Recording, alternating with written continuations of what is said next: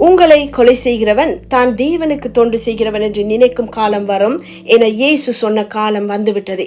தேவ வசனத்தை பெற்றுள்ள யூதர்களையும் கிறிஸ்தவர்களையும் கொலை செய்யுங்கள் என குரான் 9:29 எழுதப்பட்டுள்ளதை நம்புகிற தீவிர கொள்கையுடைய இஸ்லாமியர்கள் தாங்கள் கடவுளுக்கு செய்கிற தொண்டாக நினைத்து யூதர்களையும் கிறிஸ்தவர்களையும் கொடூரமாக கொலை செய்வது இப்போது சாதாரண சம்பவமாகிவிட்டது.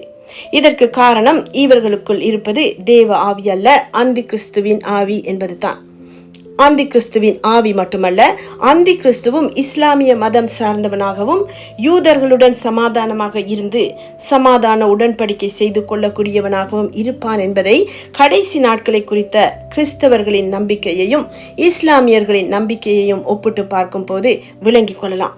இதை பற்றி அடுத்த வீடியோவில் பார்க்கலாம். இந்த வீடியோவை லைக் பண்ணி ஷேர் பண்ணுவதன் மூலம் மேலும் பலர் உண்மையை